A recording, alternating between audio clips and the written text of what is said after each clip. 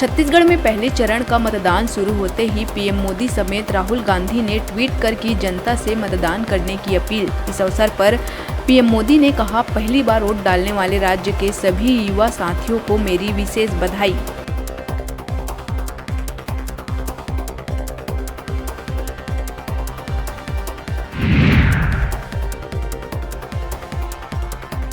छत्तीसगढ़ विधानसभा चुनाव 2023 के प्रथम चरण के 20 विधानसभा सीटों में जारी है मतदान के लिए वोटर्स में देखने को मिल रहा है जबरदस्त उत्साह। सुबह से ही पोलिंग बूथ के बाहर मतदाताओं की लगी लंबी लाइन। प्रदेश के कई मतदान केंद्रों में ईवीएम मशीन है खराब, जिसके चलते कुछ जगहों में देरी से शुरू हुआ मतदान।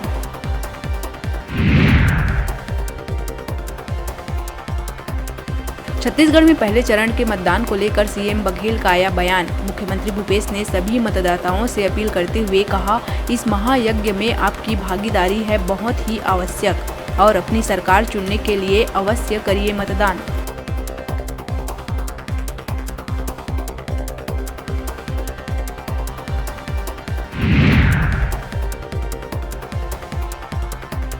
कांकेर कलेक्टर और जिला निर्वाचन अधिकारी डॉक्टर प्रियंका शुक्ला, एसपी दिव्यांग पटेल और जिला पंचायत के सीईओ सुमित अग्रवाल ने आदर्श मतदान केंद्र माहूर बंदपारा में वोट देकर अपने मताधिकार का किया प्रयोग। इस अवसर पर सेल्फी पॉइंट में फोटो खिंचवाकर सभी वोटर्स को मतदान करने का दिया संदेश।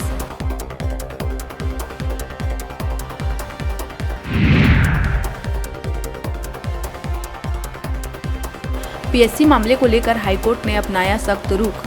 सुनवाई के दौरान टिप्पणी करते हुए कहा कि इसे न बनाए राजनीतिक मुद्दा, कोई भी पक्ष बेवजह न करे बयानबाजी।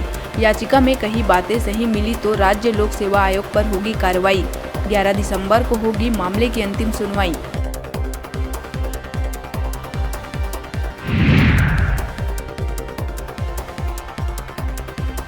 गृह मंत्री की चुनौती पर सीएम भूपेश ने दी तीखी प्रतिक्रिया। अमित शाह की चुनौती को स्वीकार करते हुए सीएम ने ट्वीट कर कहा, आपने तो अभी तक मंच, तारीख, समय नहीं बताया, लेकिन जनता ने मंच कर लिया है तैयार। आप तारीख और समय बता दीजिए।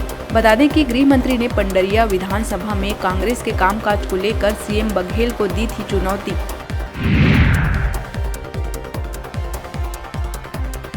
बस्तर संभाग में नक्सलियों ने किया है चुनाव का बहिष्कार। माओवादियों के खौफ के बीच ग्रामीण वोट डालने पहुंच रहे हैं मतदान केंद्र। अबुझमाड़ से सटे भैरमगढ़ ब्लॉक के चीका गांव में नक्सलियों के खौफ के चलते वोटिंग के बाद उंगलियों पर स्याही नहीं लगवा रहे हैं मतदाता।